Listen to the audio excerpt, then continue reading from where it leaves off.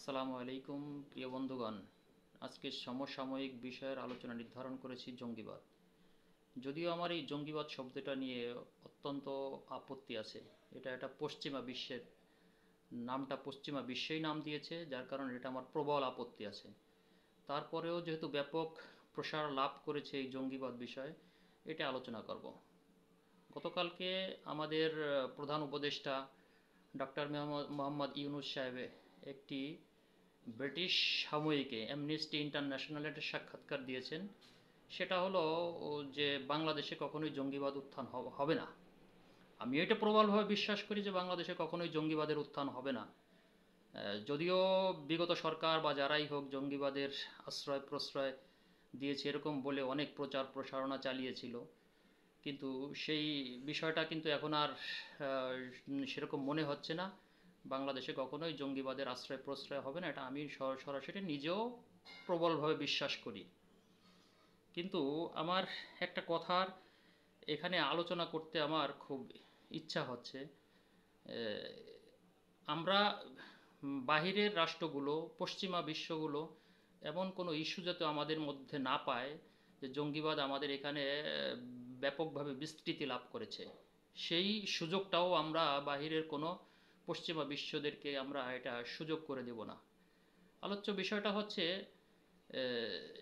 আমার যে যশোরে একটা মাদ্রাসাকে কেন্দ্র করে, সেই মাদ্রাসার মধ্যে আপনারা হয়তো অনেকেই ভিডিওটা দেখেছেন, যে জঙ্গিবাদের কায়দায় বা এখানে আইএস সাজানো হয়েছে বা এখানে হামাস সাজানো হয়েছে, ফিলিস্তিনি সাজানো হয়েছে।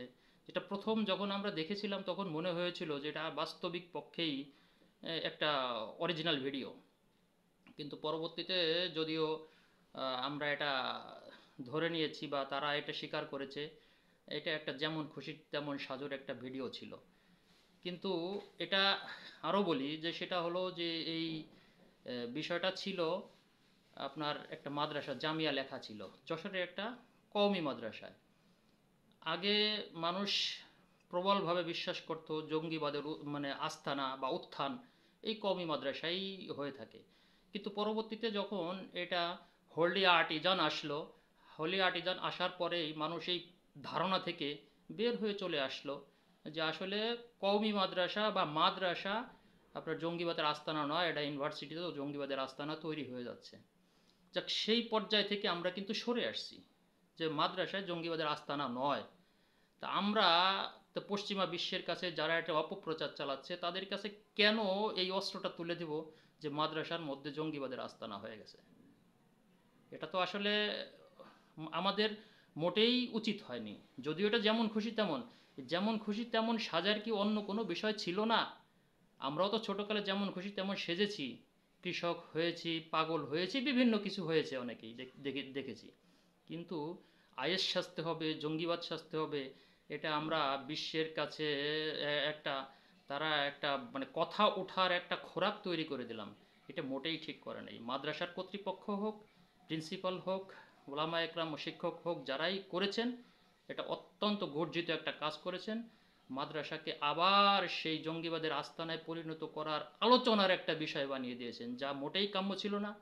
তা যা হোক, প্রিয় বন্ধুগণ, আমি আপনাদের এই বিষয়টা নিয়ে বিশেষ করে কওমি মাদ্রাসার ওলামা একরাম, যেটা আমার প্রাণের প্রতিষ্ঠান, বাংলাদেশের মধ্যে ইসলাম প্রচারের ক্ষেত্রে জঙ্গিবাদ নয়, বরং কওমি মাদ্রাসায় ইসলাম প্রচারের ক্ষেত্রে এক নম্বর ভূমিকা অবতীর্ণ হয়েছে।